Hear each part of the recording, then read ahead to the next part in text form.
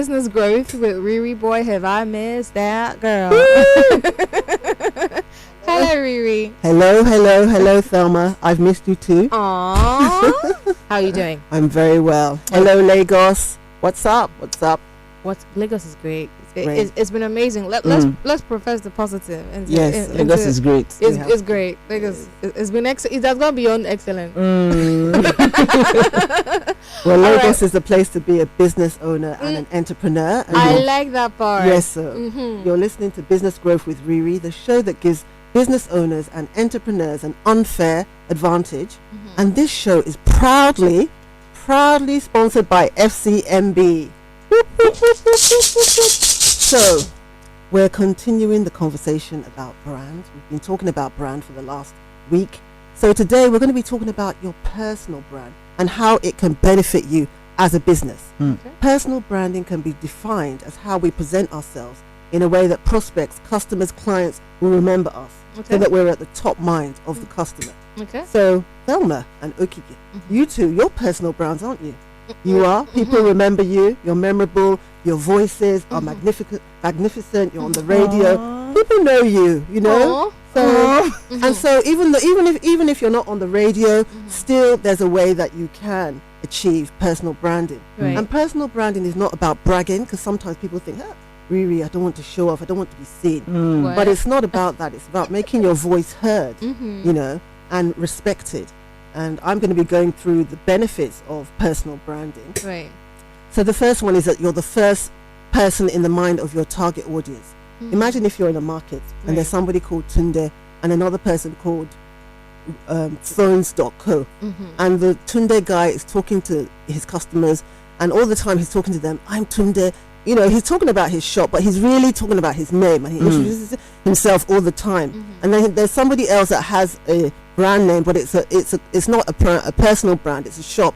The customer is more likely to remember Tunde rather than just the name, because there's a personal touch when you build a brand. So that's one of the benefits. Okay. Another thing is that, look at Lagos now. What's the population? Can anyone say? How many? 2 million. Okay, no, I'm kidding. I think we're like 20 million. Exactly. So when you build a personal brand, it creates an individuality in a crowded market, because there's so many of us, aren't there? But when you stand out, you become memorable to your clients and customers.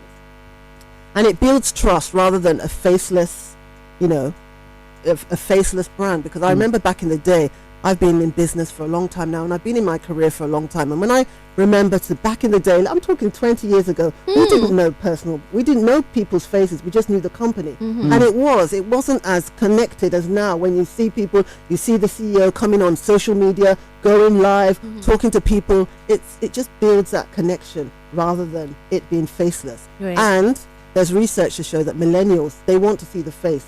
They have been brought up. You guys have been brought up in a generation of social media. So those guys have been brought up. They've been brought up, okay, in that era. I don't understand the finger pointing here. Like, but let's be true, isn't it? It's when true, you see a it's face on social media, they go live. The person says they're the CEO. You feel connected. It's more appealing. It's more appealing, isn't it, rather than just the brand. So there's that too. And then also, as a personal brand, you can control the perception. Because a lot of things out there. People are writing about you. People are saying things. But if you have your own personal brand, you can counteract what people are saying. Right. I know a particular lady. I won't mention her name, but there were things that were said about her that she said wasn't true. So she went on her own personal, brand platform to say, I didn't write this, and that is what you can do. You can control the perception. Right. You can position yourself as an expert. Because in order to build your personal branding, there has to be something that you're very good at. So by the time you position yourself, you've got those qualifications, you put that out there, either on your website or your social media, you are positioning yourself as an expert. And then what happens is it gives you credibility when you say you're certified, or you've done something that actually qualifies. Because nowadays, as you probably know, everybody is saying that they're a coach, everybody is saying that there's something. But when you build that personal brand and you actually have proof, and you're out there showing it, then people will trust you. Because there's that trust factor, isn't it, that we talked about last week. And then another benefit about the personal brand is rewarding partnerships. So look at myself now. I'm partnering with FCMB. I'm on the radio. I'm talking about their brand. That is because I built a personal brand. So you can get rewarding partnerships with bigger brands, and that actually exposes you to even more opportunities.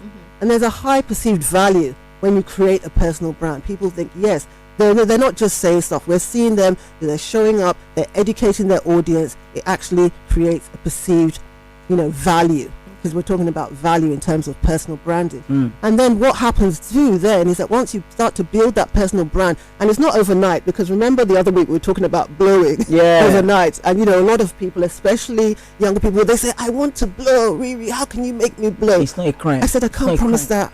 Build your brand, and eventually, step by step, keep showing up, keep educating, and eventually you blow. But overnight success, I mean, it happens to some, but to most of the people, we have to build a brand. And through the steps I'm talking about now, I'm talking about the benefits. So you will get a stream of new clients when you start to show up, when they start to see your value, when you confidently come out and, talk about your products and, all that type of information. And then there's a focused energy, because you may be talking about a particular subject or a particular topic. For example, with me, I'm always talking about business coaching. I'm always talking about marketing and sales. So people generally come to me because they want me to help them with marketing and sales. And you may not be a coach. You may be selling dresses or hair, but there's just something about you, and everybody knows, hey, that RiRi, she's the girl to go. If you want to market your products or your services, go to her. So there's as I said, it's focused energy. Sometimes when you're doing everything,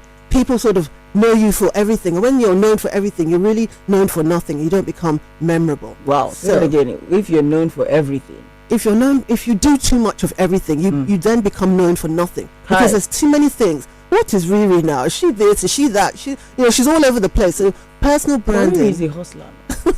You can hustle, but you have to have some sort of focus so that people remember you.